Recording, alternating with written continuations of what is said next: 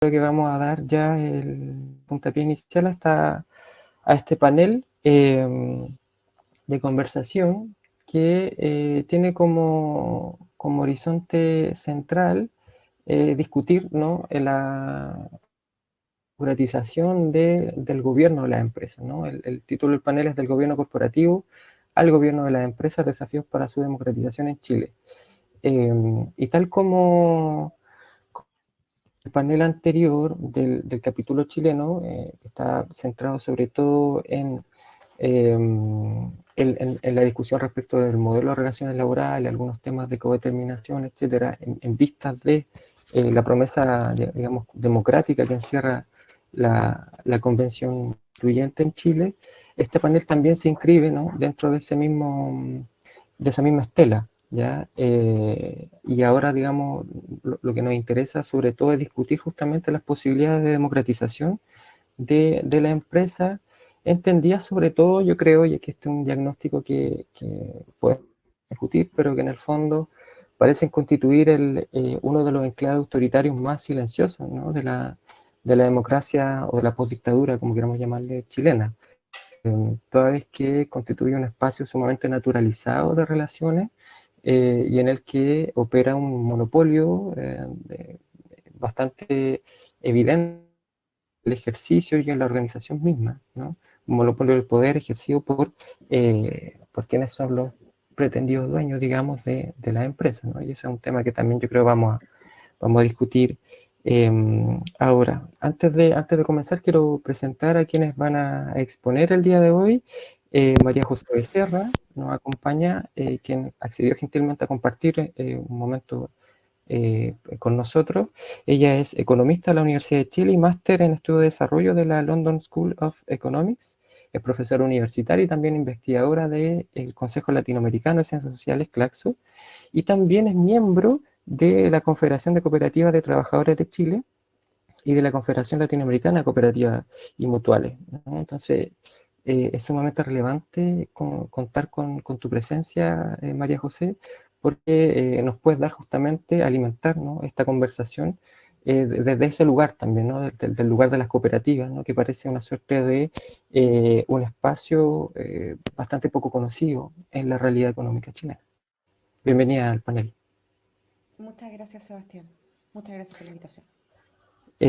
También nos acompaña Ricardo Valenzuela, sociólogo y doctor en procesos de instituciones políticas, investigador postdoctoral en el Instituto de Investigación en Ciencias Sociales de la Universidad Diego Portales, y también docente de la Facultad de Artes Liberales de la Universidad Adolfo Ibáñez, y quien ha hecho una investigación, ha desarrollado investigaciones respecto justamente de la configuración, ¿no?, de los gobiernos corporativos en Chile.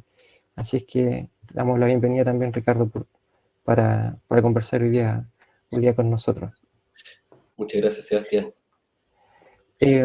Antes de darles la palabra, quisiera simplemente redondear algunas ideas que tienen que ver con la conversación que vamos a tratar de desarrollar ahora, y es sobre la necesidad, ¿no?, de pensar justamente la democratización, ¿ya?, de la empresa.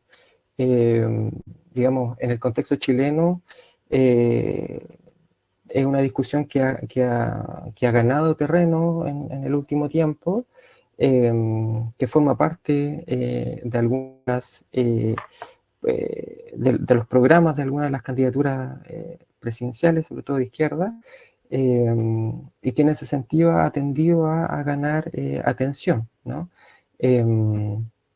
Pero sin ir más lejos, digamos, los fenómenos que hemos conocido en los últimos días también plantean, ¿no?, esta pregunta respecto de hasta dónde llega el poder justamente de las empresas y sobre todo de las grandes empresas, ¿no?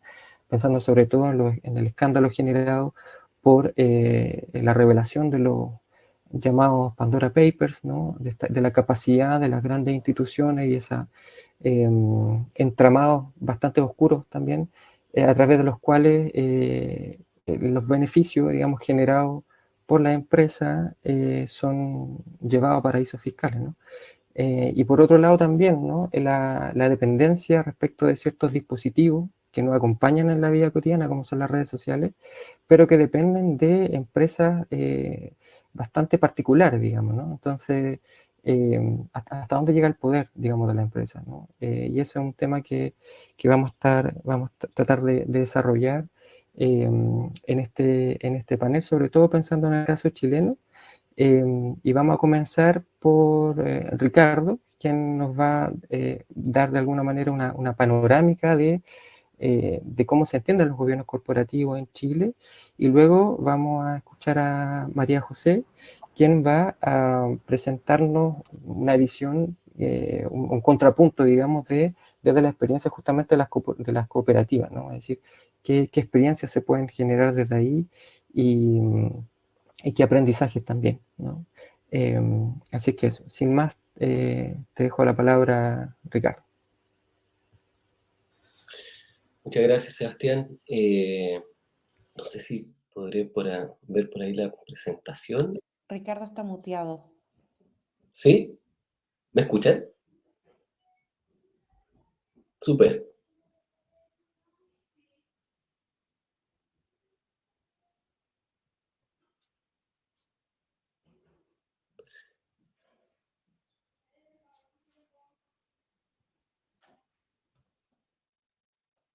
Ya, por ahí se ve la presentación.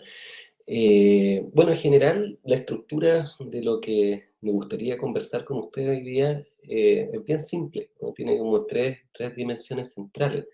Una de ellas tiene que ver fundamentalmente con una discusión, una conversación respecto a las concepciones que diríamos predominan respecto a lo que es y cómo debería entenderse los gobiernos corporativos, ¿no? Y esto es una visión no solamente panorámica que hace doble clic, por decirlo de alguna manera, en Chile, sino que es más o menos la visión generalizada a nivel, diríamos, global, ¿no? Predominante respecto a la forma en que entendemos o se entienden, ¿no? Los gobiernos corporativos.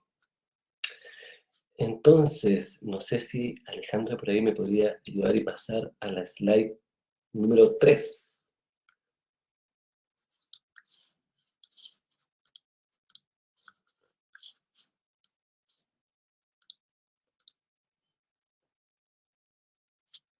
¿Se ve por ahí o no?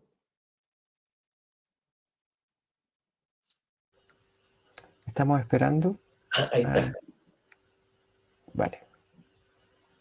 Súper. Bien, en términos generales, ¿no?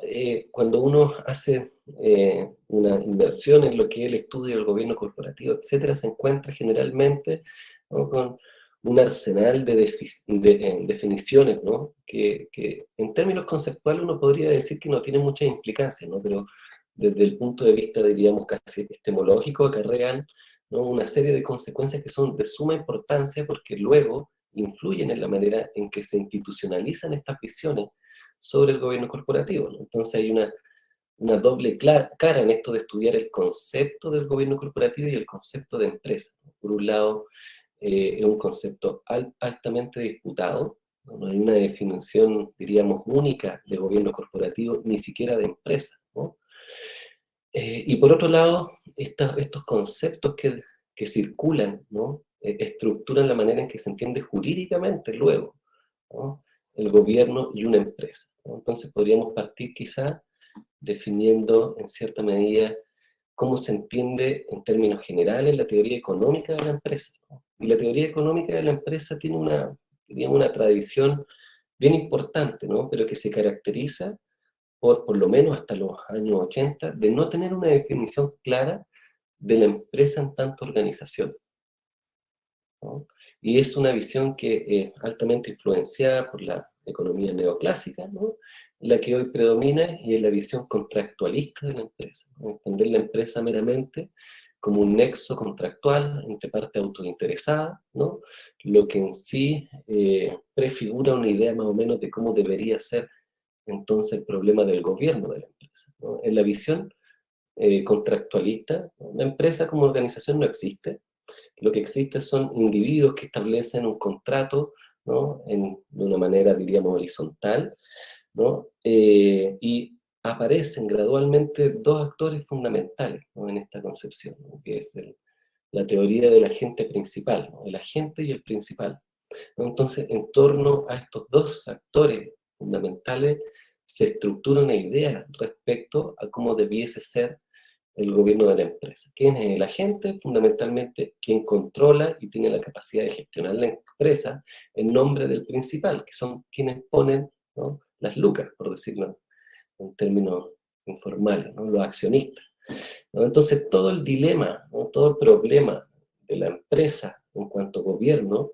¿no? Es un problema en cuanto a la debida representación, ¿no? De los intereses de los accionistas en el control de la empresa. Y aquí tenemos nosotros una concepción que arranca del año 1930, ¿no? En un debate bastante importante, ¿no? Pero que también toma forma y madura con una concepción clave dentro de la teoría económica de la empresa, que es la teoría de Coase, respecto a los costos de transacción. Aquí él nos explica en un artículo famoso, ¿no? ¿Por qué existe una empresa? Y la empresa se entiende entonces como una forma particular de coordinación, ¿no? Económica, que tiene una característica fundamental que la diferencia de otras formas de coordinación, ¿no? Que es justamente un arreglo orientado a minimizar costos de transacción. Cuando ese principio, ¿no? Que uno podría traducir en el principio de la eficiencia, no se cumple, no hay necesidad de empresa. Entonces, esta visión, ¿no? Centra o tiene la particularidad de centrar un principio cuasi constitucional en lo que es el entendimiento de la empresa, ¿no? La empresa es una entidad que se tiene que orientar siempre, ¿no? Al objetivo de la maximización y de la efectividad, ¿no? De la eficiencia. Esos son principios que articulan o debiesen articular el control de una empresa. Entonces, si nosotros sumamos también esta concepción dominante, ¿no? Del agente principal, que se puede resumir en la fórmula de que el gobierno de una empresa tiene que estar estructurado de tal forma que garantice el valor de la acción, ¿no? Que garantice el aumento del valor de la acción, ¿no? Solamente reconoce un tipo de constituyente, ¿no? O a lo mucho diríamos dos, ¿no? El accionista, ¿no? Y los gerentes. ¿Cuál es el rol de los gerentes? ¿Cuál es el rol de los accionistas? Desde 1930 se sabe ya que los accionistas quieren tener lo menos posible de tiempo invertido en la gestión y en los problemas de la empresa en sí, ¿no? Pero quieren tener el retorno debido respecto a su inversión en forma de capital, ¿no? Este desentendimiento en la forma de gobierno de la empresa hace que se generen los famosos problemas de agencia, ¿no? Desde 1980 en adelante esta concepción ya se tornó altamente dominante, ¿no? En algunos artículos incluso se ha afirmado que esta concepción del gobierno de la empresa, que es el gobierno corporativo en sentido clásico, representa algo así como el fin de la historia del derecho corporativo, ¿no? Como una concepción ya que prácticamente no se cuestiona, ¿no? Bastante hegemónica en términos de posición, y que ha influenciado sin duda muchas legislaciones al respecto, ¿no? Vamos solamente al caso chileno, ¿no? Un antecedente importante respecto a la regulación de los gobiernos corporativos lo representa la ley OPAS, ¿no? Y luego, en el año 2015, ¿no? La norma de carácter general 385, promulgada por la entonces Superintendencia eh, de Valores y hoy en día la Comisión para el Mercado Financiero, la CMF, ¿no? Que es una norma bien particular, ¿no? Y que vamos a hablar en un ratito más de ello. Pero en términos generales, uno podría decir que esta es como la concepción dominante, ¿no? Respecto a cómo se debería entender la empresa y su gobierno. Y aquí tenemos un mix, ¿no? De lo que es la teoría económica de la empresa con la teoría jurídica, ¿no? Que fue influenciada particularmente para instalar y estabilizar esta visión con el movimiento del Law and Economics, ¿no? El famoso movimiento que, que introduce el análisis económico del derecho, ¿no? Dentro de la práctica jurídica. Y bueno, cuando uno se salta al ámbito de la teoría jurídica, la empresa se encuentra con la sorpresa de que en el fondo no existe un concepto de empresa en cuanto a organización, ¿no? Lo que uno puede encontrar son más bien como derivados, ¿no? Que pueden salir, por ejemplo, del derecho laboral, ¿no? El derecho medioambiental hoy en día con mayor fuerza, ¿no? Pero no una concepción unificada, ¿no?, que dé cuenta de la empresa en cuanto a organización económica, ¿no?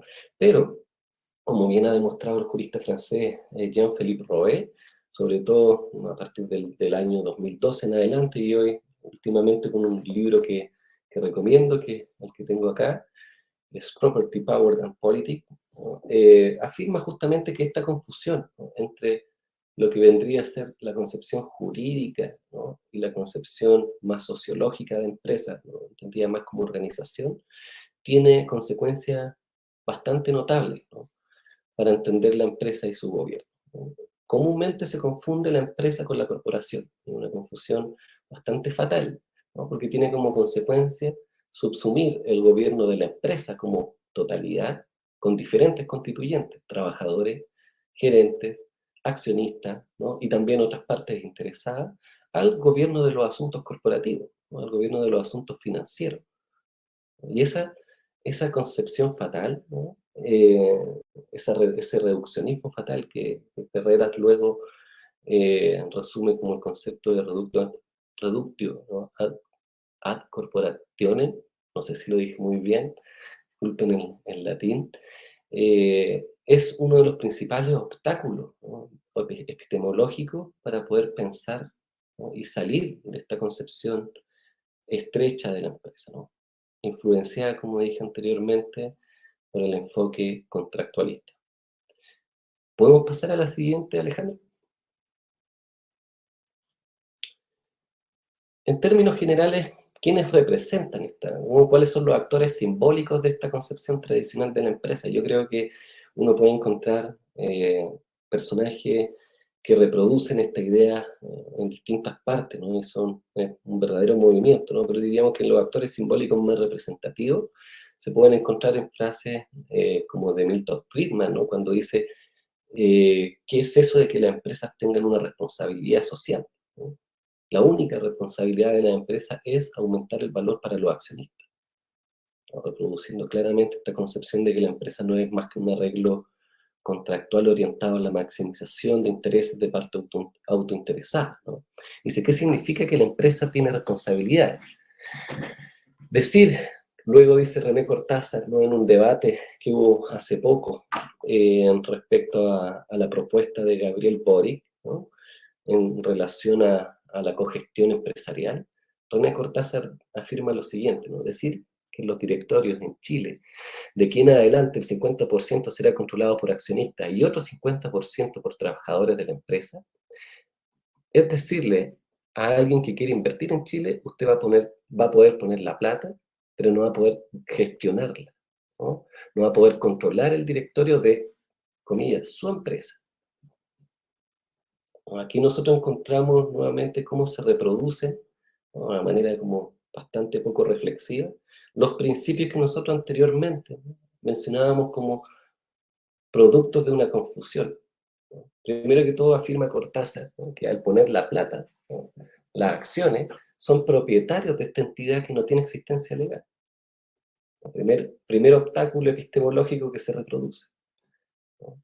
Aparte, ¿no?, dice que, no sé desde qué enfoque ni qué perspectiva, ¿no?, que los accionistas están interesados en controlar la empresa, ¿no?, cuando toda la literatura argumenta lo contrario, porque justamente los problemas de gestión entre el principal y el agente se debe a que los accionistas se quieren desentender del control de la empresa en cuanto a gestión, ¿no? Pero en general lo que se puede ver en esta concepción es justamente una concepción errónea, ¿no?, de la empresa, ¿no?, y que tiene consecuencias no menos importantes respecto a cómo nosotros vamos a pensar la estructura de su gobierno. Esta, nuevamente, insisto, es la concepción dominante en el debate y la que impide en cierta medida, por ejemplo, avanzar en discusiones relativas al principio de la debida diligencia en materia de derechos humanos al interior de la empresa. No hace mucho, autores vinculados a esta concepción, ¿no?, del gobierno corporativo, ¿no?, han tendido a argumentar de que la incorporación del principio de la debida diligencia, ¿no?, en materia de derechos humanos al interior de la empresa, ¿no?, va a hacer que se tienda a perder o a descuidar, ¿no?, esta orientación a maximizar las acciones para los que invierten capital en la empresa. empresa, ¿no? Va a ser como una especie de distracción. Vamos a incorporar complejidad innecesaria, argumentada por ahí un autor al debate. ¿Podemos pasar a la siguiente? En este contexto, uno podría hacer un contrapeso, ¿no? Con concepciones alternativas sobre el gobierno de la empresa que hoy en día han comenzado a ganar más territorio en todo el debate. Y yo destaco, probablemente pueden haber muchas más y se me escapen algunas, dos focos en particular importantes, ¿no? Uno es la teoría política de la empresa, ¿no? Y que tiene una tradición bastante importante, ¿no? Con incluso una de las mismas organizadoras de este evento, que es Isabel Ferrera, ¿no? Pero también en el ámbito de la literatura vinculada al management, ¿no? Por ejemplo, Abnander en Kurbach, ¿no? O Brown han tratado de avanzar en el problema de la democratización del gobierno corporativo de las empresas, ¿no? Pero desde la perspectiva, naturalmente, del management, ¿no? ¿Qué significa eso en términos de estructuras y cambios organizacionales? Probablemente la teoría de política de la empresa desarrollada por Ferrera representa uno de los puntos, digamos, como más elaborado en estas perspectivas, ¿no? Sobre todo con su enfoque del bicameralismo económico, que en términos generales propone, ¿no? La incorporación, ¿no? En términos organizacionales, de la voz de los trabajadores al interior de la organización de las empresas. Estoy haciendo como una reducción súper amplia del argumento, pero en términos generales se podría decir de esa manera, ¿no? Las empresas son entidades políticas que en su modelo actual solo otorgan voz, ¿no? A una porción limitada de sus constituyentes, es decir, a quienes invierten capital, dejando fuera, ¿no? Lo que es la expresión de lo que llaman la racionalidad expresiva, ¿no? Que provienen más bien de la voz de los trabajadores, ¿no? Pero también tenemos trabajos importantes desarrollados, por ejemplo, por Anderson, ¿no? Que nos da cuenta desde la teoría política cómo las empresas hoy en día y bajo las formas en que funcionan, ¿no? Pueden ser definidas como gobiernos despóticos, ¿no? Verdaderos gobiernos despóticos. Y aquí tenemos nosotros ejemplos bastante amplios, no hace mucho eh, una cadena importante, ¿no? De suministro, no recuerdo muy bien el nombre en particular ahora, ¿no?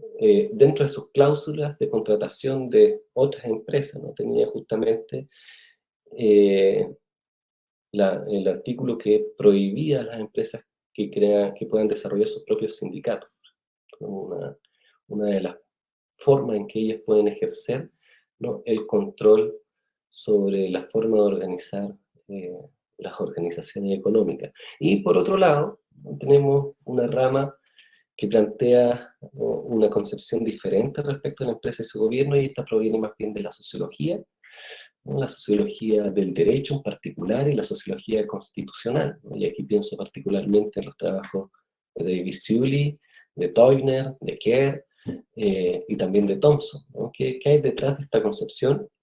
Es una concepción que arranca fundamentalmente el pluralismo jurídico, ¿no? Que reconoce que no solamente el Estado es capaz de crear normas y derechos, sino que también diferentes órdenes sociales autónomos crean su propia normatividad, ¿no? Y aplicado esto al mundo de la empresa, se podría argumentar, ¿no? Que las organizaciones económicas crean sus propias estructuras normativas con independencia del Estado, ¿no? Por decirlo en otros términos y más extremos, Toyner afirma que las empresas son capaces de autoconstitucionalizarse, ¿no? Crean sus propias estructuras constitucionales, normas de segundo orden, en el sentido de Hart, ¿no? Que dan forma a la manera en que estructuran las decisiones dentro de las empresas, ¿no? No solo el Estado, sino también diferentes sistemas sociales crean y desarrollan sus propias estructuras constitucionales, ¿no? La empresa privada y la empresa corporativa representan uno de estos fragmentos constitucionales que coexisten en el ámbito transnacional. Esta es una perspectiva que no solamente reconoce Toyner o todos los sociólogos vinculados a la sociología constitucional, sino que también el mismo jurista que mencioné anteriormente, Jean-Philippe Roe, ¿no? Quien afirma, de hecho, que justamente por las garantías constitucionales que el Estado brinda al cuidado de la propiedad, es que derivan a partir de esa concepción órdenes normativos autónomos, ¿no? Que dan vía a cuerpos normativos que permiten a las empresas operar diariamente, ¿no? El problema entonces deviene cómo controlamos esos órdenes normativos, cómo se controlan, ¿no? Y en conjunto estas dos perspectivas, lo interesante es que traen de vuelta el problema del poder corporativo, ¿no? La pregunta por cómo podemos disciplinar este poder corporativo que, como mencionó Sebastián en la introducción, es un enclave autoritario bastante silencioso, ¿no? Comúnmente descuidado dentro del análisis, ¿no? Y que generalmente cuando se aborda desde una perspectiva bastante tradicional, cómo el Estado controla la empresa, ¿no? Yo diría que una de las gracias que tiene el enfoque, por lo menos en el ámbito de la sociología constitucional, es que reconoce diferentes formas, ¿no?, en que la empresa puede avanzar hacia su autoconstitucionalización. Ahora bien, para avanzar como en la dimensión más práctica de esta presentación, una de las preguntas que traté de responder cuando estaba haciendo mi investigación doctoral era cómo aterrizar esta definición altamente abstracta, ¿no?, de fragmentos constitucionales, de constitucionalización de la empresa, ¿no?, a un modelo conceptual que nos permita observar en la práctica cómo funcionan estas dinámicas, ¿no? Y para ello traté como de aterrizar este modelo de la siguiente manera. ¿Podemos pasar a la siguiente slide? Bien, espero que se pueda ver un poco. Una manera de entender cómo las empresas se constitucionalizan, ¿no?, por eso el título de la slide, Observando tendencias de constitucionalización empresarial, ¿no?, es dividir este proceso en dos etapas fundamentales, ¿no?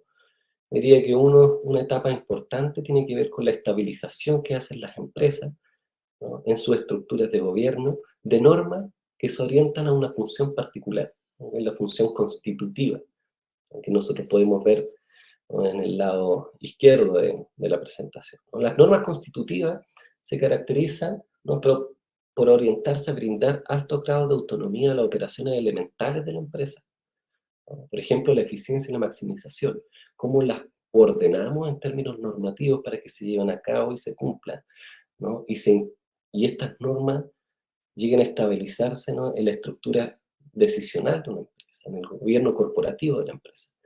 Entonces, una de las hipótesis para observar estas dinámicas es que un espacio altamente importante para poder ver la manera en que las empresas se autoconstitucionalizan es observar en cómo organizan su gobierno corporativo, ¿no? Y observar en qué medida, ¿no?, se estabilizan normas orientadas a la función constitutiva, ¿no?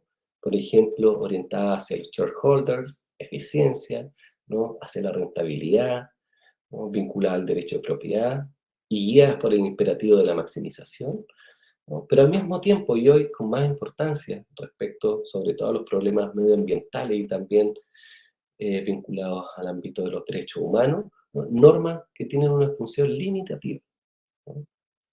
Y esas normas limitativas se orientan, a diferencia de las normas constitutivas, ¿no?, hacia el imperativo del interés público, ¿no? Es cómo hacer que la organización se haga más reflexiva respecto a las irritaciones que provienen de su entorno, ¿no?, y que buscan limitar su comportamiento, por ejemplo, en problemáticas medioambientales, en problemáticas de derechos humanos, de derechos laborales, etc., ¿no? Entonces, por acá las normas constitutivas tienen, perdón, las normas limitativas, ¿no?, tienen una orientación que uno puede caracterizar, por ejemplo, a través de estas normas que se vinculan a los stakeholders, ¿no? Cómo darle voz a las partes interesadas dentro de los directorios, a las empresas, o cómo institucionalizar y crear organismos formales al interior del gobierno corporativo que velen, por ejemplo, por la sustentabilidad, o por el monitoreo de las consecuencias de su acción sobre el entorno socioambiental, ¿no?, por el monitoreo y evolución de sus prácticas de responsabilidad social,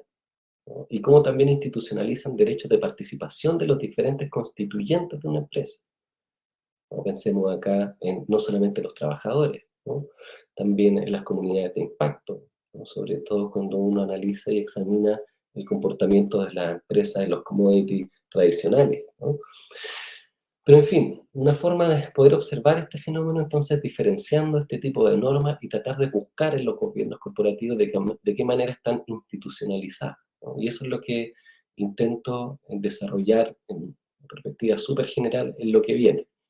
Pasamos a la siguiente. Entonces, Si nosotros tuviésemos que resumir esto en una pregunta, ¿no?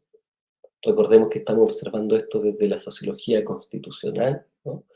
¿Qué tendencias de constitucionalización es posible identificar en la forma en que las empresas corporativas chilenas tienden a organizar sus gobiernos corporativos, ¿no? Y cuando pienso en qué forma, pienso particularmente en una hipótesis de trabajo que afirma, ¿no?, la idea de que no hay un modelo único en que las empresas logran hacer esto, ¿no? Y que cuando uno analiza sus prácticas, ¿no?, de gobierno corporativo, probablemente nos podemos encontrar es que no exista solamente una vía, ¿no?, sino 4, 5, 6, ¿no? Y todo depende de la manera y el grado de madurez, ¿no?, que tengan estas normas al interior de los gobiernos corporativos de las empresas analizadas. ¿Vamos a la siguiente? Entonces, en este marco, ¿no?, lo que intentaré hacer en términos bien generales, ¿no?, es examinar un grupo de empresas que diríamos bien importante dentro del mercado accionario, que son las empresas IPSA. Aunque el IPSA es un indicador bursátil que se funda en el año 77, ¿no?, y que nos da información anual respecto a la rentabilidad de las 40 empresas más transadas en la bolsa chilena, ¿no? Uno esperaría entonces que al ser las empresas más transadas en la bolsa, ¿no?, y que probablemente tengan mayores niveles de transnacionalización, cotizan en distintas bolsas y tengan más presiones para integrar prácticas limitativas en sus gobiernos corporativos, podamos encontrar algo interesante, ¿no? De hecho, dadas las características de este grupo, diversos autores han intentado considerarlo como un estudio relevante para examinar, por ejemplo, cambios estructurales en el mercado accionario, ¿no?, las prácticas de adopción de los principios de la OCDE en materia de gobierno corporativo, entre otros asuntos, ¿no? ¿Cómo hago esta observación? Fundamentalmente a partir de lo que genera, la información que genera la norma de carácter general 385 de la Comisión para el Mercado Financiero, ¿no?, que desde el 2015 obliga a las empresas, ¿no?, responder un cuestionario, un formulario de autoevaluación, ¿no?, en donde se les proponen 99 prácticas o buenas prácticas de gobierno corporativo. ¿No? Esto es completamente voluntario, ¿no? El modelo anglosajón que está detrás de esto, que se conoce como el modelo cumple o explica, ¿no?, es un modelo que en el fondo lo único que le exige a las empresas es que si no adoptan una de las 99 medidas, expliquen por qué no lo hacen. Es como la única condición. El formulario se estructura en 4 niveles fundamentales, ¿no? Uno tiene que ver con el funcionamiento y composición del directorio, y ahí hay una serie de preguntas y de prácticas que se recomiendan. También de la relación entre la sociedad, los accionistas y el público general, ¿no?, sobre la gestión de riesgo, ¿no?, y esta que es súper importante, la evaluación por parte de un tercero. Como comenté anteriormente, eh, esta norma no es, diríamos, como obligatoria, ¿no? La empresa no tiene la obligatoriedad de internalizar estas recomendaciones, pero, ¿no?, se les exige que tengan que eh, responder por qué no lo hacen, por un lado, y termina siendo un mecanismo sumamente voluntario, por lo tanto, una de las prácticas relevantes que se les sugiere es que sometan esa autoevaluación que hacen, ¿no?, a una auditoría externa, ¿no?, para garantizar un poco más de legitimidad en la información. Pasamos entonces a la siguiente slide. En términos generales, ¿cómo se comportan las empresas en materia de adopción del gobierno corporativo, ¿no? Toda una actualización con los datos disponibles en 2020, ¿no? Muchas de las empresas no entregan la información en la fecha que corresponde, ¿no? Por lo tanto, no es representativa de la totalidad del grupo IPSA. ¿No? Al 2020 las empresas IPSA cumplieron un promedio, ¿no?, de un 51% de las 99 medidas de gobierno corporativo que recomienda, ¿no?, la autoridad. Un crecimiento muy bajo respecto al año anterior, ¿no?, y al mismo tiempo una alta tasa de no adopción de normas, donde simplemente no se integra dentro del gobierno corporativo, ¿no? La participación femenina, que es uno de los rasgos que tiene que ver con, se denomina dentro de la Comisión para el Mercado Financiero como responsabilidad social empresarial, ¿no?, también se mantiene bastante baja, ¿no?, en términos de diversidad del directorio, ¿no?, con solamente un 10% en el último año. ¿no? Y en estas dimensiones que nosotros estábamos viendo anteriormente, en la que tiene menor cumplimiento, hace alusión a las prácticas de transparencia, ¿no? En la realización de los informes de autoevaluación, con una tasa de un 30%, ¿no? La mayor tasa de adopción se refiere a mecanismos asociados a la relación de la empresa con los accionistas, y acá probablemente hay harto espacio de aprendizaje, ¿no? Sobre todo porque uno de los grandes problemas en la literatura, ¿no?, de gobiernos corporativos en Chile es justamente que este problema de la agencia, ¿no?, entre el gerente y los accionistas se da más bien con una particularidad, ¿no?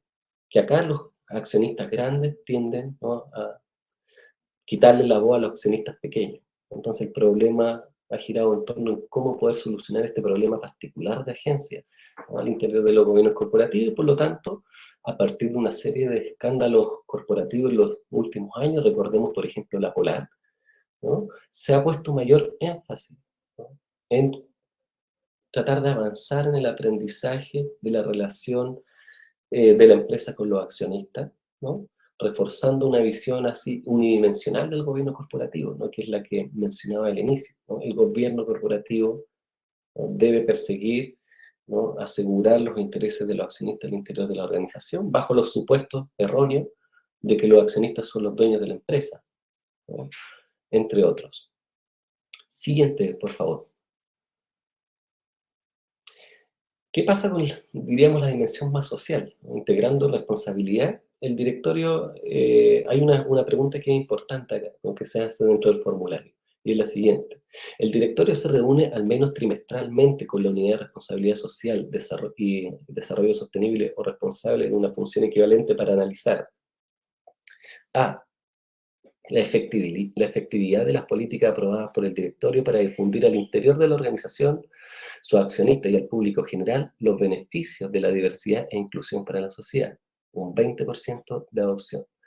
Las barreras organizacionales, sociales y culturales detectadas que permiten, o sea, que podrían estar inhibiendo la natural diversidad, ¿no?, que se habría dado de no existir esas barreras, un 16%.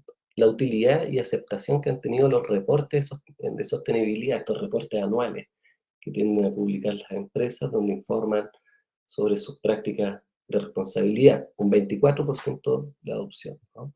En transparencia, el directorio ha implementado un procedimiento formal y que está en operación, ¿no?, que contempla la difusión de las estructuras salariales y políticas, un 4% de adopción. El 2019 tenía un 0%. Y que contemple someter dichas estructuras salariales y políticas, ¿no?, a aprobación de los accionistas, 0%, ¿no?, disminuyó en relación al año anterior. Y ya nos vamos encontrando con esta idea general de lo que podría ser el gobierno entonces de la empresa. ¿Podemos pasar a la siguiente? ¿Qué ocurre cuando uno trata de encontrar patrones dentro del comportamiento de las empresas en relación a la adopción de normas, ¿no? Lo que ocurre es que se tienden a agrupar, ¿no?, tienden a generar clústeres, ¿no?, de acuerdo a su comportamiento de adopción, clústeres que están dados también por el rubro en el cual participan y otras variables, ¿no? En la investigación doctoral lo que yo buscaba en el fondo era ver qué variables hacían que algunas avancen más y otras avancen menos. En ese tiempo había considerado el rol de los escándalos corporativos, por un lado, el rol de los esquemas de transnacionalización, por otro, ¿no?, pero también las variables respecto a la diversidad del directorio, ¿no?, entre otras, ¿no? ¿Qué pasa cuando uno mezcla todo esto, echa a la juguera esas variables, ¿no? Puede observar que las empresas se tienden a agrupar en 3 o 4, incluso grandes grupos, si diferenciamos el azul, ¿no?, en uno más, eh, y que da como, en términos generales, un esquema de comportamiento de 4 dimensiones. Uno era lo que habíamos visto, eran las empresas ceremoniales, ¿no? Las empresas ceremoniales son aquellas que integran normas recomendadas por la comisión, ¿no?, por el regulador, pero que no tienen vida material al interior de la organización. No hay una unidad institucionalizada que dé forma a esa norma, ¿no? Es simplemente una práctica de simbólica, ¿no?, de adhesión a la regulación. Pero también nos encontrábamos con, y son varias, ¿no?, empresas que simplemente no integraban las normas, ni tampoco contaban con unidades significativas que pudiesen contrapesar los efectos negativos de su operación, ¿no? Y aquí nosotros encontramos a las empresas directamente, socialmente irresponsables, ¿no? Pero también, no todo es negativo dentro de las prácticas de autorregulación. Hay un pequeño grupo, ¿no?, que se caracteriza por ser más bien reactiva. Integran prácticas, crean departamentos de responsabilidad social empresarial, etcétera, solamente una vez que ocurre un escándalo corporativo o alguna regulación que las presiona a hacer eso, ¿no? Y por último tenemos las empresas proactivas, que son justamente el menor grupo, el más pequeñito, que son empresas que, ya sea por la presión de los mercados internacionales o por la misma política de la empresa, no solamente integran normas, ¿no?, firman convenios, sino que al mismo tiempo también crean unidades organizacionales diferenciadas para tratar estas normativas, por ejemplo, vinculadas a los derechos humanos, o por ejemplo, vinculadas a problemáticas medioambientales, ¿no? Y en esa clasificación, naturalmente, lo que uno puede ver con las empresas GIPSA, el cuadrante más importante es el cuadrante de las empresas ceremoniales, ¿no? Las empresas tienden a ser más bien, integran prácticas de gobierno corporativo, no las cumplen. ¿Pasamos a la siguiente? Súper. Comentarios finales.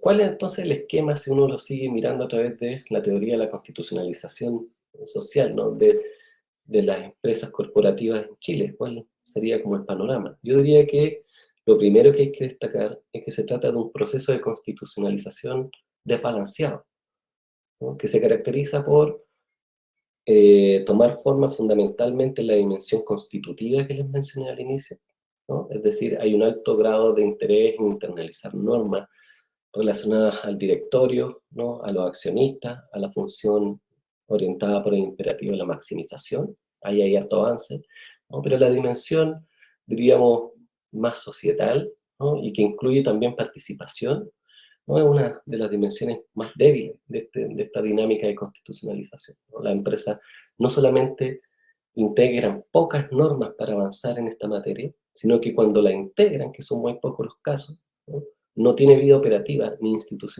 ni institucional, ¿no? En la mayoría de los casos, las empresas han demostrado tener escasa estabilización de mecanismos limitativos, ¿no?, en sus estructuras de gobierno, mostrando una modalidad de constitucionalización principalmente ceremonial o directamente socialmente irresponsable, ¿no? Bajo el actual modelo regulatorio, las empresas cuentan con pocos incentivos duraderos, ¿no?, para poner en práctica estas estrategias de regulación. Recordamos que el modelo el modelo cumple o explica, ¿no?, bajo el supuesto que es el mercado el que finalmente va a generar la presión para que las empresas se autorregulen, ¿no? Lo que ha demostrado por lo menos desde el 2015 hasta ahora ser falso, ¿no? No ocurre. La empresa no muestra mucha proactividad, ¿no?, en esta ruta hacia la regulación. Por lo tanto, podemos adelantar de que la influencia del contexto institucional chileno tiene mucho que decir respecto a este comportamiento. Eh, este punto es relevante porque discute, ¿no?, vuelve a la teoría, por decirlo de alguna manera, ¿no? Para Toynbee, las presiones externas dirigidas por el Estado o la regulación estatal, ¿no?, tienen poco que decir respecto a la forma en que las empresas se autoconstitucionalizan. Lo que uno puede ver, sobre todo en los contextos actuales, es que tiene mucho que decir, ¿no?, sobre todo en un modelo constitucional business friendly, ¿no? Es como un modelo constitucional que consagra, ¿no?, el principio de libertad de empresa en el artículo 19, ¿no?, de una manera tal de que prácticamente es bastante difícil, ¿no?, ejercer presión regulatoria, ¿no?, para que las empresas transformen sus gobiernos corporativos. Y eso, naturalmente, es un insight súper relevante para considerar en la discusión. Y finalmente, énfasis en los mecanismos constitutivos, bajo nivel de integración de mecanismos limitativos, ¿no? El gobierno de la empresa en Chile se caracteriza por quedar subsumido nuevamente en el gobierno de los asuntos corporativos, ¿no?, representando así una serie de obstáculos estructurales que impiden el incremento de la reflexividad organizacional de las empresas corporativas en Chile. Eso, Eso por ahora. Muchas gracias, Ricardo, por tu presentación. Hay mucha materia, digamos, para discutir, para conversar a ese respecto, pero para seguir avanzando con el panel, le voy a dar la palabra a María José, pero antes de eso quisiera comentarle a las personas que están, que asisten, digamos, al panel, que pueden plantear preguntas en el chat y las vamos a ir recogiendo para plantearlas, ¿sí?, al final, así que no se limiten en ese sentido, no es necesario tampoco que esperen al final para poder plantear sus preguntas, pueden ir haciéndolo en paralelo. Así que sin más, le doy la palabra ahora a María José Becerra, quien nos va a presentar su intervención.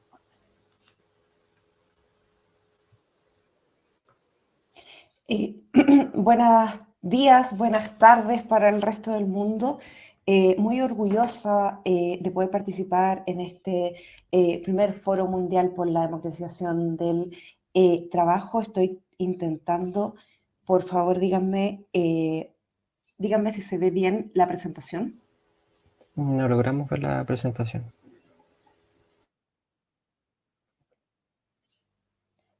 ¿Y ahí? No.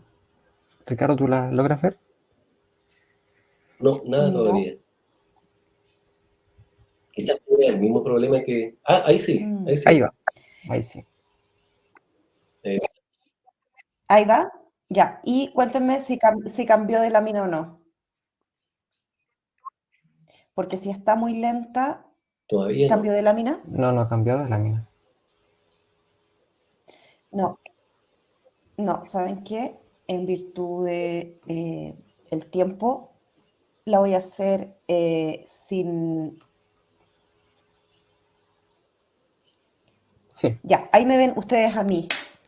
Bueno, lamentablemente me van a ver a mí y no a la presentación, que la puedo dejar disponible en distintos espacios. Y ahora me fui.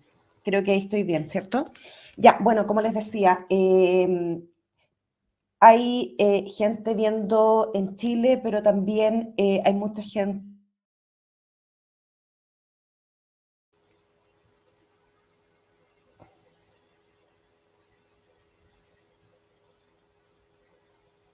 María José, creo que te perdimos. Ricardo, ¿tú escuchas?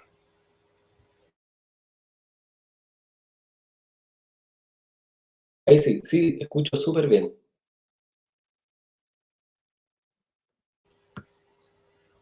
María José.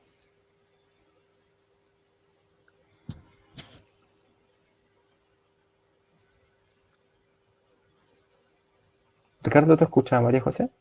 No, creo que se pegó su Mm. internet. Bueno, vamos a esperar unos instantes.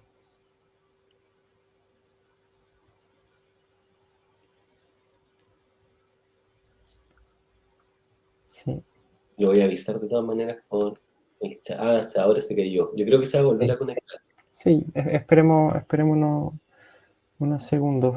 Bueno, insistir en que si tienen preguntas, importante que las vayan planteando en el chat. Creo que hay hartas materias, sobre todo lo que comentaba Ricardo, respecto de la manera en que justamente han operado los gobiernos corporativos en Chile, al menos en lo que concierne a las empresas del IPSA. Creo que una pregunta que podemos ir desarrollando ya tiene que ver justamente con esa dificultad a integrar los cambios, ¿no? Creo que eso va a ser el tema central de la conversación. María José, ¿está todo ok? ¿Estoy ahí? Sí, perfecto, Sí. ahora sí te escuchamos. Oye, ya, perfecto. Bueno, ustedes saben que algunos puntos rojos en la región metropolitana es una realidad y es parte de nuestra desigualdad. Bueno, voy a hacer la presentación a capela, lamentablemente me van a ver a mí, no a la presentación.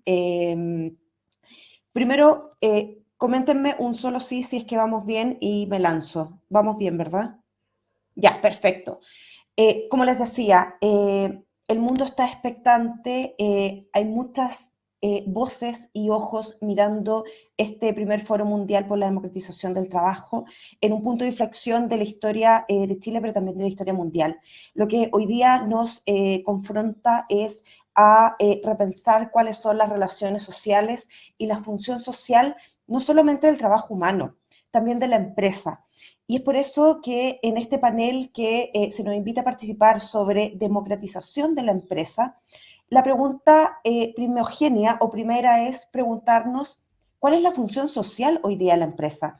Porque escuchando atentamente a la presentación brillante que tuvo Ricardo, él nos explica que 30 empresas, y para que la gente pueda entender, las 30 empresas más importantes en materia de utilidades en Chile, no así de su aporte al crecimiento y al desarrollo económico, hoy día están al jaque. ¿Por qué quiero decirlo? Porque se ha generado una configuración de financiamiento a este mundo empresarial, el cual no ha retribuido el aporte necesario de su función social. ¿Cuál es la función social de una empresa? Generar valor, generar desarrollo, generar bienestar, tanto para la entrega de estos bienes y servicios, pero también efectivamente a la entrega de una razón que es primera en toda organización económica, que es el bienestar para quien consume, pero también para las comunidades en las cuales se encuentra inserta.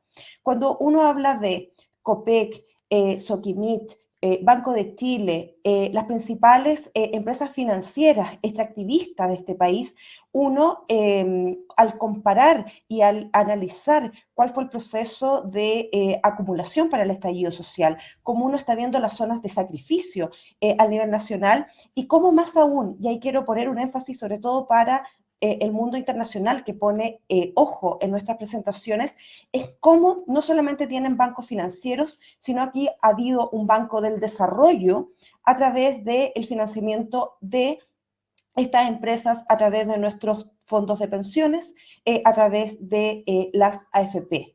Entonces, cuando uno habla sobre cuál ha sido la función social de esta empresa, que uno podría evaluar como en la venta de productos y servicios, uno podría evaluarlo correctamente, pero en su función social dejan entrever que no han cumplido una función que amerite al menos que podamos efectivamente repensar en un nuevo modelo de desarrollo. También les quiero decir que cuando uno analiza cuál ha sido el impacto y la contribución de estas empresas al crecimiento, ya no tan solo al desarrollo, que es el que al menos a mí me preocupa, al crecimiento económico, estas han sido bastante leves. Cuando uno analiza en toda política de alza de impuestos, no solamente cómo está ligado esto a las utilidades, sino a los patrimonios y cómo están ligados a qué familias están atrás de estas 30 empresas, uno se da cuenta que son las empresas que menos cumplen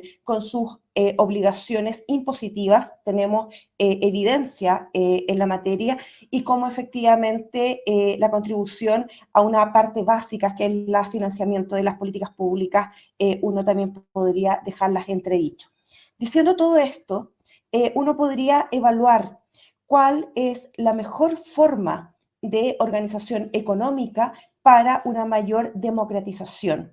¿Democratización de qué? Uno entiende que la democratización de la empresa es la mejor forma de organización al interior, sin intervención o con intervención del Estado, pero del mercado, para dos cosas: distribución del poder y la riqueza al interior de las empresas.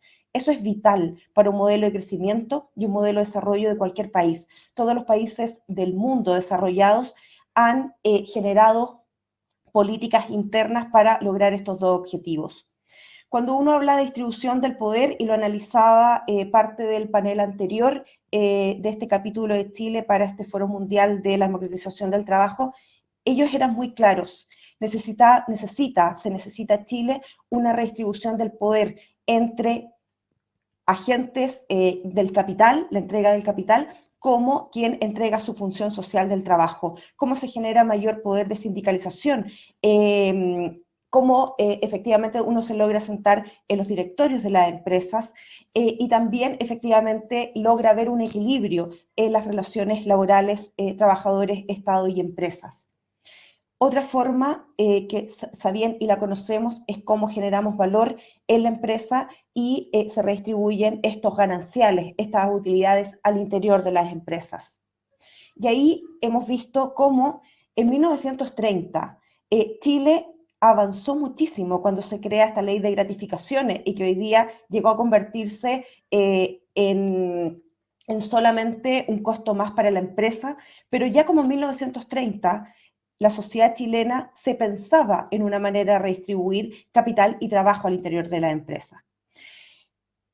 Bueno, hoy día la Cámara de Diputados ha aprobado, no sin alguna controversia, algunos sectores empresariales sobre que efectivamente esta ley de gratificaciones cambia el Parlamento.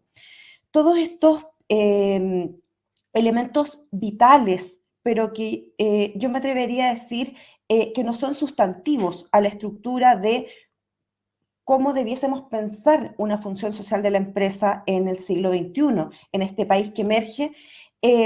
A mí me gustaría decir varias cosas. Una es qué modelo de empresa debiésemos constituir o avanzar. Y yo entiendo que acá se me invitó para que presente el caso de las cooperativas en este modelo de desarrollo. El mundo, y bueno, lamento ¿cómo se llama? Que se ralentice la presentación porque les traía varios datos, pero voy a intentar entregar algunos. Una de las preguntas es si el modelo sociedad anónima no contribuye suficientemente al crecimiento y al desarrollo de este país y de los países, ¿cuál debiese ser la mejor forma de organización? Por supuesto que tiene que ser una mixtura de ellas. Y por tanto, lo que quiero plantear es que ¿por qué las cooperativas, tan mal miradas en Chile, han sido una contribución al crecimiento y al desarrollo en el resto del mundo, y no del resto del mundo en subdesarrollo o en vías de desarrollo, sino que en el mundo desarrollado? Como países que saltan, al igual que el intento de Chile en poco tiempo de salir del subdesarrollo, esta trampa de los ingresos medios, logran a través del modelo cooperativo y democracia económica al interior de las empresas y de empresas de trabajadores y trabajadoras, dar un salto al desarrollo. Como estamos en un espacio académico, debo decir que voy a dejar a un lado todo lo que es la concepción del comercio justo, las cadenas cortas de valor, y eso, me voy a concentrar en cooperativismo. ¿Por qué el cooperativismo como forma de democratización? Porque, bueno, las cifras nos han señalado de sobra que más de 300 cooperativas, las más grandes en el mundo, tienen excedentes, que son las utilidades de las empresas y que son repartidas al interior de las cooperativas por más de 2 trillones de dólares al año, que es más o menos el PIB de España, que se desempeñan en todos los ámbitos de la generación de valor, desde el trabajo, desde cooperativas financieras, cooperativas de vivienda, cooperativas de consumo, etcétera. Que la recuperación económica de los países desarrollados después de la crisis del 2008 fue con un impulso al modelo cooperativo, y que y les traía un gráfico, que el cómo parte de las cooperativas de ahorro y crédito en los países desarrollados fueron mucho más resilientes y quebraron en menos proporción que los bancos netamente compuestos por sociedades anónimas. Fueron resilientes a las crisis. A pesar de que son los hermanos pobres de esta función social de la empresa, hay buenos observatorios en el mundo que nos han señalado que alrededor de 2.379 cooperativas tienen remanentes y distribución de excedentes por más de 100 millones de dólares al año. Cuando se habla también del empleo mundial, lo que nos está diciendo incluso el Fondo Monetario Internacional y el Banco Mundial hoy día es que las cooperativas han sido resilientes para enfrentar la crisis económica, enfrentar la pandemia, y efectivamente han sido las que han logrado generar o mantener el trabajo decente alrededor del mundo. Son las que no cambiaron de rubro, las que siguieron generando elementos esenciales para salir de la pandemia y que siguen concentrando alrededor de empleos no precarios por más de 200 millones, 200 millones de personas. Por tanto, la pregunta es, ¿qué hace que este modelo sea un modelo que les sirve a la reproducción de la vida, a la reproducción de las comunidades por su carácter local y efectivamente al bienestar de sus sociedades. ¿Por qué en Europa sí pueden ser más importantes que el modelo que se nos ha dicho acá en Chile que no es posible? Porque el modelo cooperativo de empresas de trabajadores y de economía social solidaria pone el acento en 3 elementos que son vitales y que lo ya nos enseñaba Polanyi hace un montón de tiempo atrás. Son empresas que en donde su función social logran desmercantilizar los procesos del trabajo, los procesos de desmercantiliza la labor de la mujer, incluye necesariamente la composición del trabajo no remunerado de estas, lo incorpora a sus modelos de gestión de negocio y porque también tiene una desmercantilización del dinero. Con esto, cuando uno señala, porque este modelo es un modelo que desde su instauración en plena revolución industrial, la primera, por allá por los 1800, efectivamente coincide con un mayor bienestar societal, es porque estas empresas tienen por definición y por principio ser democráticas. Un hombre, un voto, concentración o techos de la propiedad de un 20% para el capital, así que el que pone la plata no necesariamente pone la música y hay una explicación del por qué. Y para el caso de Chile, que lo quiero súper dejar reafirmado, la presidenta Michelle Bachelet, única presidenta mujer en Chile, logró que en materia de democracia paritaria en las empresas, las cooperativas sean las únicas agentes económicos, organizaciones económicas que son paritarias.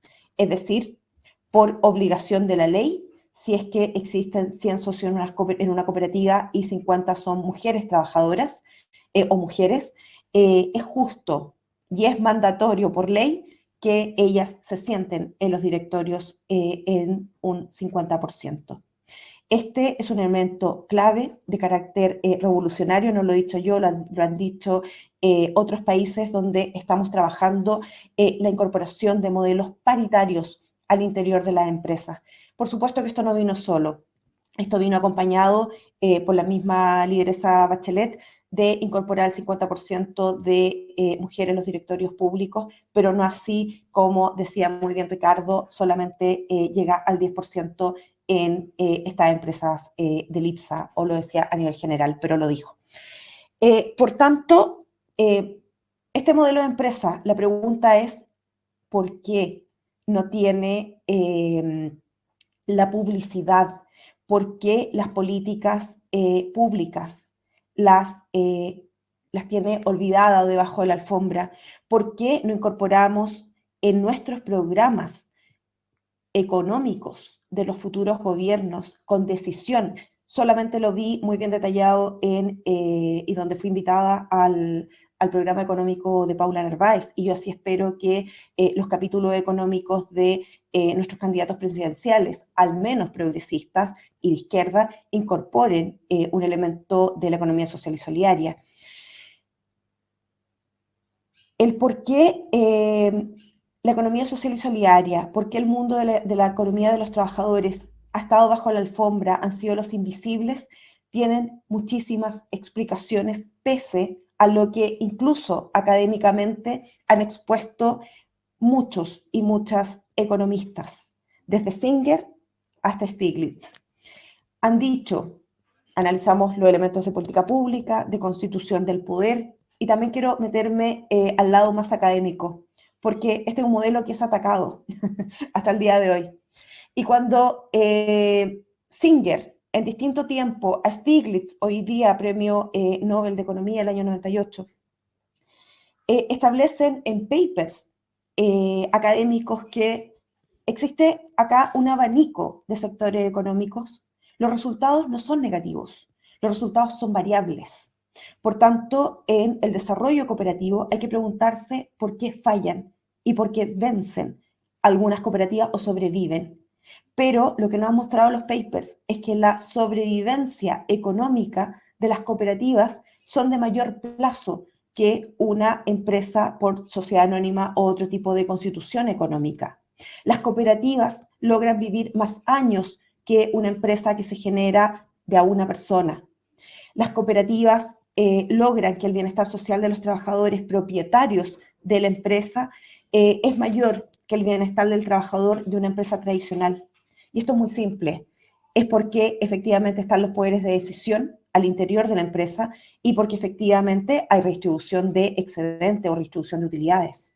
Por tanto, hay demostrado en papers que los salarios de un trabajador que está en una cooperativa, en una empresa de trabajadores, por supuesto que va a ser mayor que en una empresa como las conocemos hoy en día.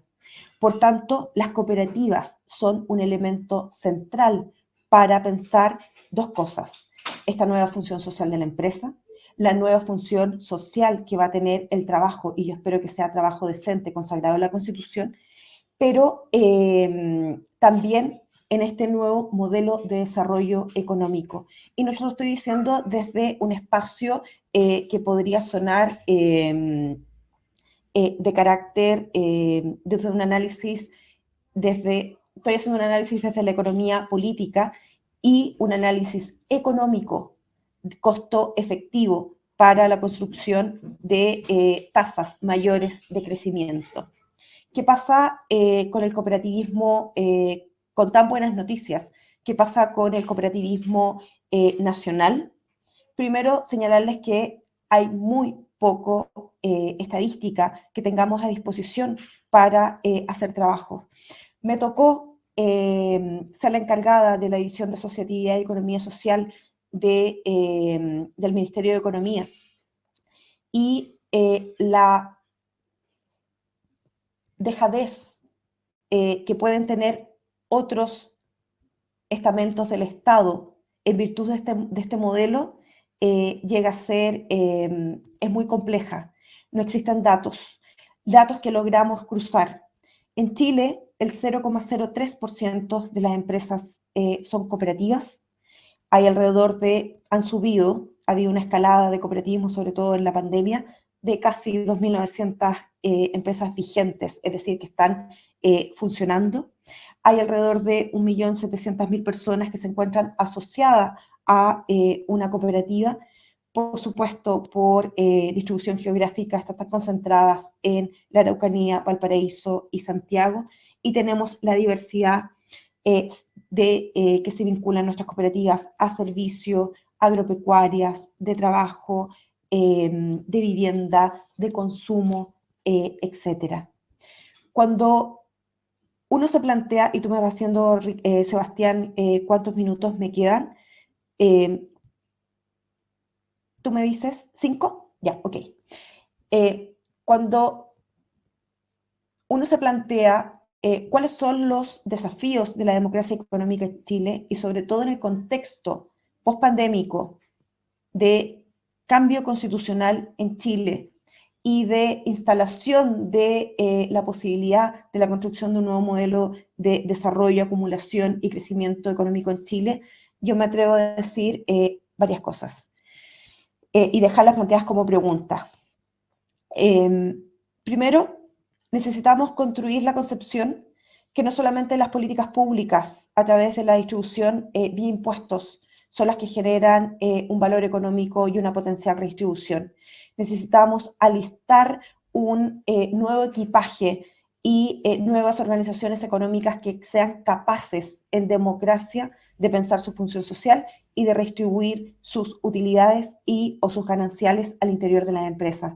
Eso no es solamente un elemento económico a analizar, sino que también es un imperativo ético. Necesitamos recodificar los conceptos de valoración de lo comunitario, los bienes comunes, la concepción de la solidaridad dentro de la empresa, de entender las escuelas de economía que han avanzado poco en Chile, casi nada, que siguen adaptadas muy al modelo clásico y neoclásico del desarrollo, y no han aprendido o no han acuñado varios currículum hoy día que existen, sobre todo pandémico, en los modelos de desarrollo que han alcanzado, donde efectivamente los modelos cooperativos han sido integrados a los espacios curriculares. En materia legal, constitucional, lo hablamos muchísimo y lo vamos a seguir hablando, y yo espero que este foro lleve todas estas conclusiones y esta síntesis a la Convención Constitucional. Acá, en materia internacional, es urgente suscribir por parte del Estado la recomendación 193 de la OIT hacia el cooperativismo. 2. Se dijo en el panel anterior de trabajo decente, de democratización del trabajo, necesitamos necesariamente identificar dentro de la Constitución esta función la función social del trabajo decente, explicitarlo, pero también necesitamos explicitar cuál es esta nueva función de la empresa. La Constitución de 1980, de carácter ordoliberal o neoliberal, señala muy claramente, no lo dice, pero está develado el cómo hay un patrocinio a la sociedad anónima y olvida todo tipo de organización que sea distinta a ella. Si no lo hace la Constitución, porque lo deja de lado, lo hicieron los quórum. Hoy día no podemos tener aseguradoras cooperativas, no podemos tener un banco central cooperativo como lo tiene Alemania. Hay muchas trabas en la política pública de vivienda porque el Estado no entiende y no ha querido entender cómo funciona este modelo de democracia económica. Por tanto, el reconocimiento constitucional tiene más que cerrar, como alguna vez se ha escuchado tantamente a los conservadores de este país, y más que cerrarlo a un tipo de democracia económica, necesitamos expandirlo, necesitamos tener una mixtura de empresas, desde empresas en la nueva constitución, empresas comunitarias que no necesariamente incluso funcionan con dinero, empresas cooperativas, la economía social solidaria y por supuesto también las empresas que dependen del capital, espero que nunca más a través de nuestros impuestos a la AFP, sino que efectivamente busquen en los sectores privados y que nosotros no sigamos siendo el banco del desarrollo de estas empresas.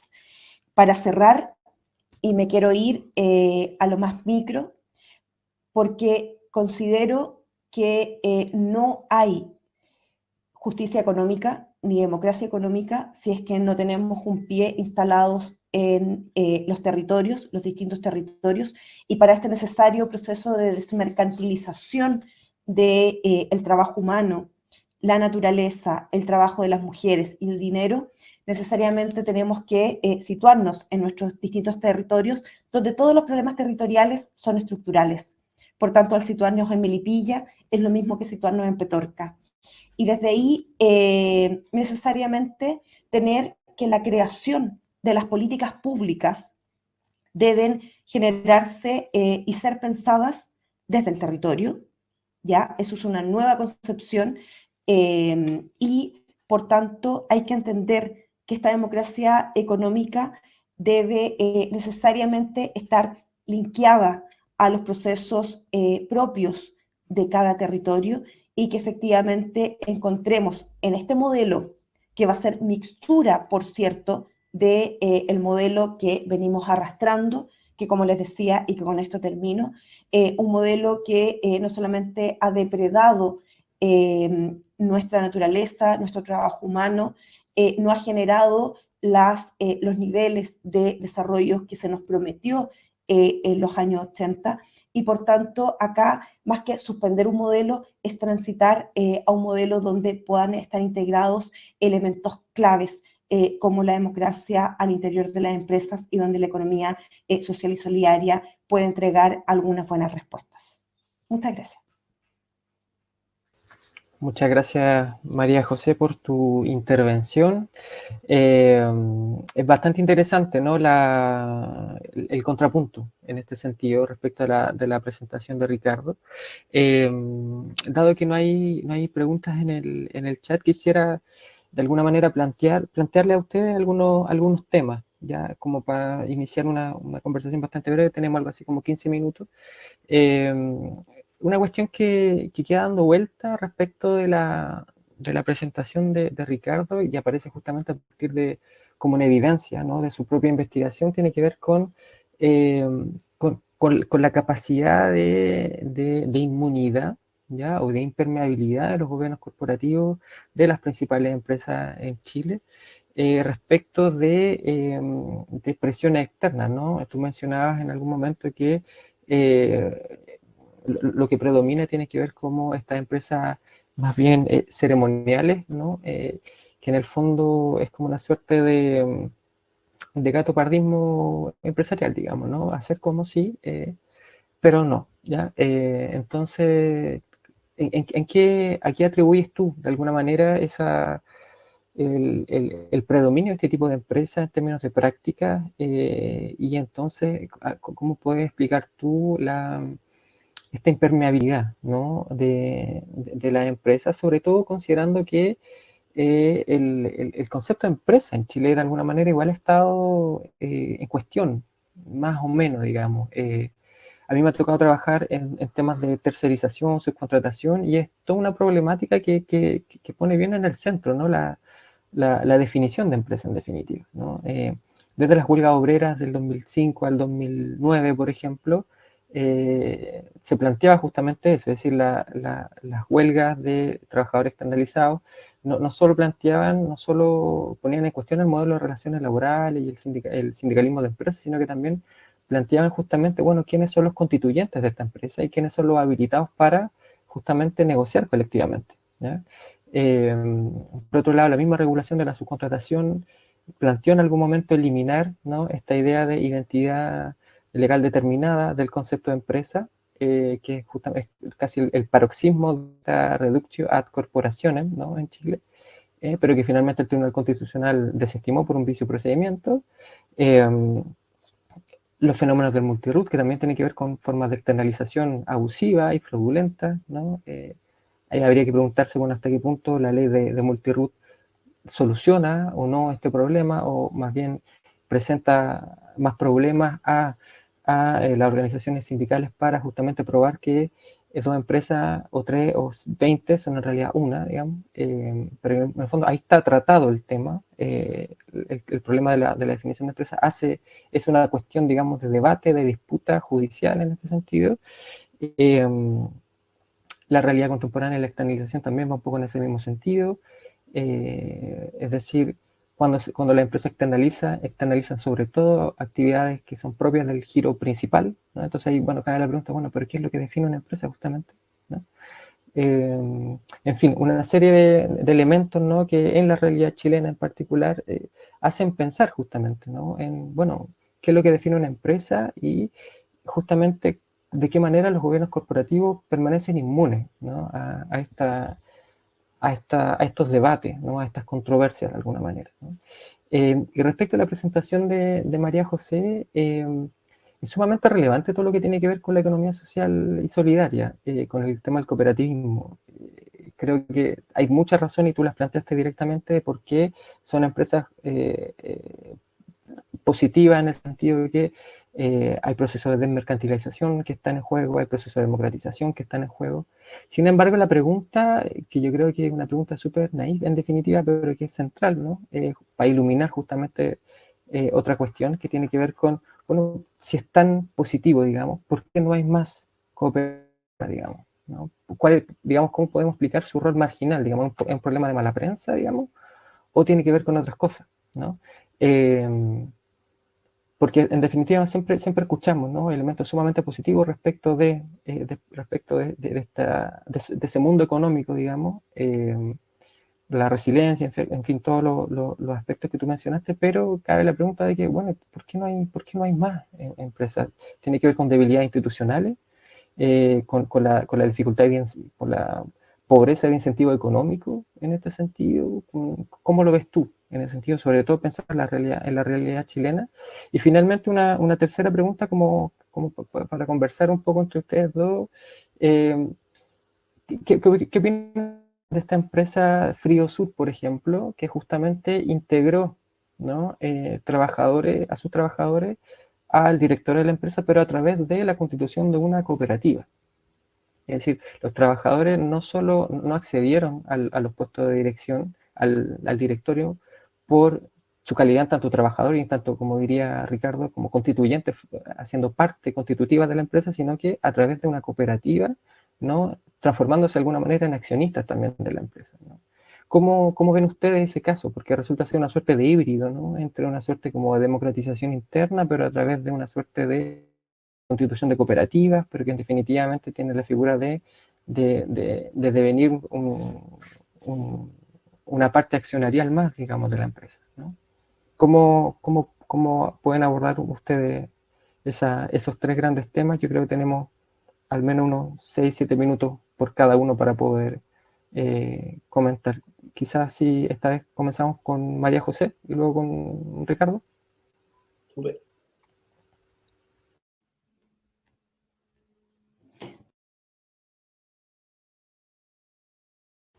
No te escuchamos, María José. Tienes el micrófono muteado. Ahí sí.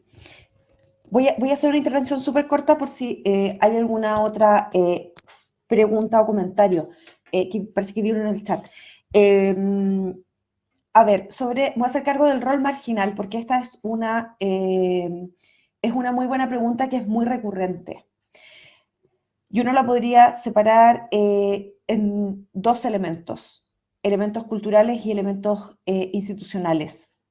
Y elementos históricos también elementos históricos, los vamos a separar en tres. Los elementos culturales, uno podría asumir que la constitución de la cultura de nuestros queridos pueblos de Chile podría identificar ciertos matices de individualidad, de racionalidad económica, pero finalmente uno llega a la conclusión que más que cultural son definiciones políticas que se han dado en parte importante en la historia de Chile, uno, y dos, donde efectivamente se instala un modelo de crecimiento, acumulación y desarrollo basado en este concepto del homus economicus, donde tenemos una constitución política que se redactó pensando en ese concepto. Recuerden que somos el país que es ejemplo número 1 del neoliberalismo, nuestro consenso de Washington, y por tanto esto no habla de solamente elementos económicos, habla de definiciones de economía política y de sociología política. Eso es un elemento y cómo eso se va traduciendo a el cómo van cambiando nuestros currículum escolares, nuestros currículum universitarios. Yo ya les decía, uno ingresa y termina las carreras de ingeniería comercial, que aparte es un híbrido, uno no estudia necesariamente economía, es un híbrido de economía clásica y neoclásica, pero hay poco, o cuando se habla de la economía de la cooperación y se habla de la economía del bienestar, cuando uno después logra salir de este país y estudiar afuera, efectivamente se da cuenta que también es desde esos paradigmas de desarrollo. Y uno está hablando de la economía y la psicología, pero desde una construcción desde el homus economicus. Desde este homus economicus, para que la gente no entienda que parte de estos principios de la individualidad, la racionalidad y de la atomización de las decisiones, tres elementos que sabemos que en nuestra vida diaria y en la construcción del ser humano no existe. Si existiera, por cierto, la vida ya se habría terminado y al menos las mujeres no seguiríamos siendo el sostén de la reproducción de la vida, no tan solo en Chile, sino que en el planeta. Eso es como un elemento que dejémoslo como cultural, que está muy arraigado a las venas de nuestra construcción social en Chile. Dos, el carácter histórico. Las cooperativas fueron un movimiento no tan solo económico, sino que también en algún momento político. Parte importante de la reforma agraria, la reproducción de la redistribución de las tierras, de la organización económica desde el año 40 hasta el 73, se intentó avanzar en esta constitución de democracia económica. Ya les decía, la ley de gratificaciones, la misma ley de cooperativas. Mucho del movimiento cooperativo fue perseguido en dictadura y uno hubiese esperado que con el advenimiento de la democracia en 1990, este tipo de organización económica hubiese florecido en conjunto a los otros modelos de desarrollo como la sociedad anónima, pero ahí uno debe ser muy crítico y crítica y asumir que este modelo siguió subsumido debajo de la alfombra de las políticas públicas. Y de ahí decanto en el tercer elemento, que es institucional. Ya les dije, hay elementos constitucionales. La actual constitución y sus leyes orgánicas y sus quórum no ha permitido que tengamos, al igual que nuestros fondos de pensiones, que financiamiento, y así lo ha dicho, muy bien lo ha hecho la Fundación Sol, que ha divulgado muy bien cómo efectivamente nosotros somos el Banco del Desarrollo de la empresa GIPSA, así quisiese el modelo cooperativo, la empresa de trabajadores, incluso las pymes, tener un financiamiento tan líquido para sus procesos de financiarización. Dos, cuando no existe una ley cuando uno determina, y en eso estamos trabajando desde la Corporación Ciudad y Derecho, cuando uno analiza cuántas leyes de promoción para la solvencia de las sociedades anónimas hay en Chile y uno las compara con cuántas leyes hacia el cooperativismo, uno analiza que la ley de cooperativas es solo una y no se nombra en otras leyes. 3. Cuando decantan que las políticas públicas, tuvo que llegar nuevamente la presidenta Bachelet a hacer una división de asociatividad y economía social. Antes de eso era un departamento de cooperativas que solamente se dedicaba a la fiscalización. Puedo acá extenderme, pero lo voy a decir solo en una línea. El financiamiento de Corfo a las cooperativas es alrededor de un 0,3% de todo su financiamiento anual. Eso no es propulsar el modelo. Este modelo de crecimiento, y estamos diciendo que el otro 99,007 va a este otro tipo de empresas de carácter individual o de sociedad anónima. Y para cerrar, quiero cerrar con algo que es estructural. Cuando Corfo no financia, cuando no hay leyes que promuevan, cuando no hay banco que financia las cooperativas, lo que estamos diciendo acá es que se le ha negado algo que es básico en la historia de Chile. Hay muchos autores, Chan, Luna, podría detenerme a nombrar a varios. Las empresas en Chile, las grandes empresas en Chile, incluso la SOFOFA, que es su asociación gremial, han sido impulsadas o netamente creadas por el Estado. Por tanto, uno podría, acá hay varias tesis, las podemos discutir con Ricardo, pero muchas de las constituciones de las grandes empresas en Chile fueron financiadas, al igual que el modelo surcoreano, con platas del Estado. Por tanto, uno podría llegar a la tesis que parte importante de la gran red empresarial y de la gran élite empresarial que hoy día tenemos fue consolidada gracias al poder de bien público que tenían y gracias a la financiarización o financiación del Estado. Estoy hablando de forestales con el decreto 701, de las salmoneras, cuando se importaron las ovas para su producción y que fue impulso público, pero muy privado, y para qué decir de la minería. Por tanto, yo también atribuyo de estos dos elementos, este tercer elemento que es institucional, que es estructural, que yo creo que necesitamos seguir avanzando tanto en su estudio como en el análisis desde la economía política a esta función social de la empresa. Muchas gracias, María José. Queda como bastante claro el panorama respecto a las dificultades del cooperativismo en este sentido. Y hay una pregunta también que plantea Daniel Díaz en el chat que tiene que ver con cómo pensar un proceso de transición o un programa de transición en este sentido, ¿no? En vía de democratización. Evidentemente un tema súper amplio, digamos, pero que quizá podamos establecer como algunas luces, digamos, o plantear quizá como algunos obstáculos. Yo creo que buena parte de la presentación que acaba de hacer, de la intervención que acaba de hacer María José, pone justamente en evidencia eso que elevar o destruir, qué sé yo, para justamente avanzar en ese sentido, ¿no? Y en el caso de Ricardo, ¿cómo ves tú esta problemática en este sentido? Súper. Estaba leyendo, de hecho, la pregunta de Daniel. Súper buena pregunta. Voy a hacer lo siguiente. Voy a contestar primero lo de la impermeabilidad de las empresas chilenas a la hora de integrar estas normas.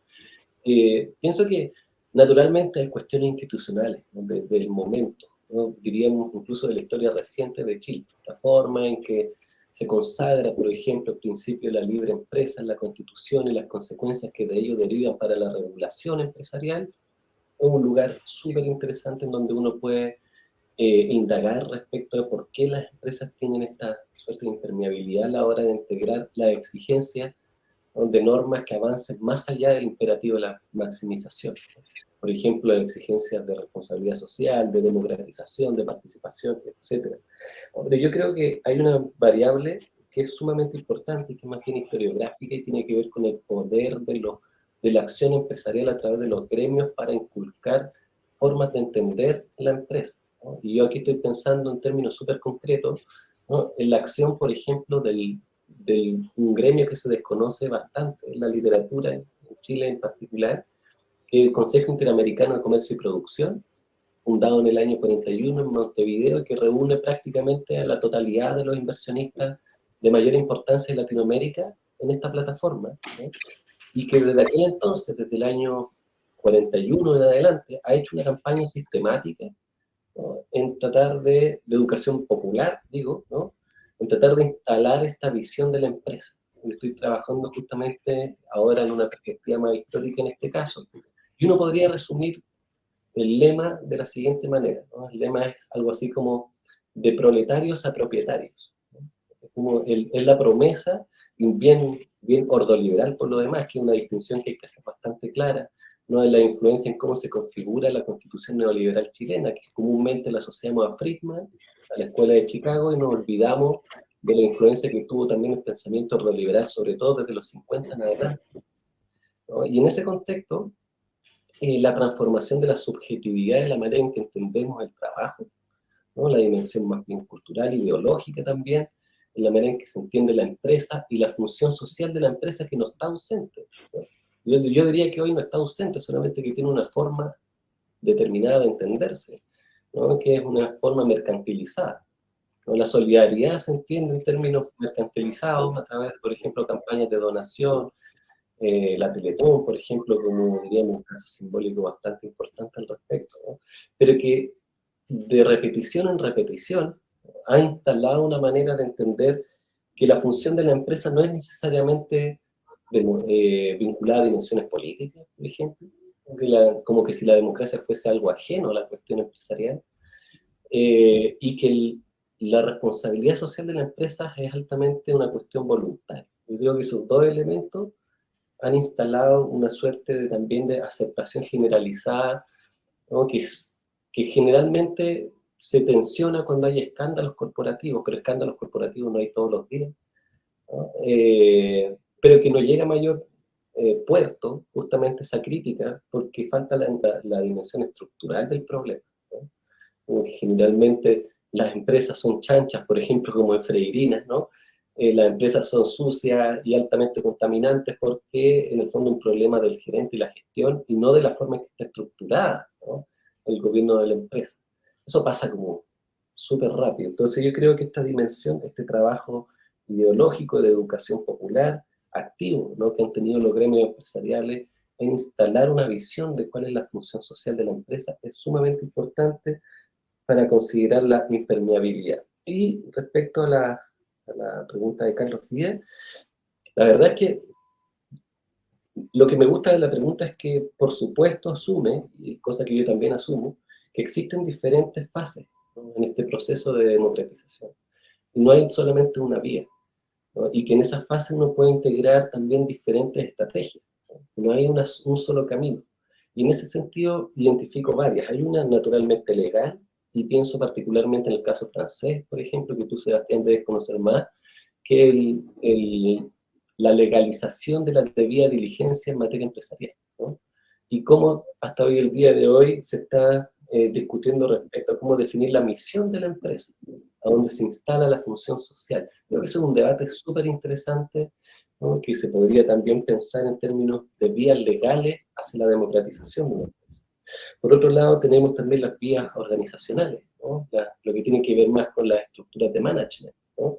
Por ejemplo, cómo nosotros podemos pensar los directorios en términos de que puedan representar la diversidad de voces que constituye una empresa, o cómo crear unidades organizacionales democráticas, ¿no? Que permitan representar algo más que la voz de los accionistas, ¿no? Y finalmente también, solamente porque me queda muy poco tiempo, tengo que correr a hacer una clase, la dimensión cultural, nuevamente, ¿no?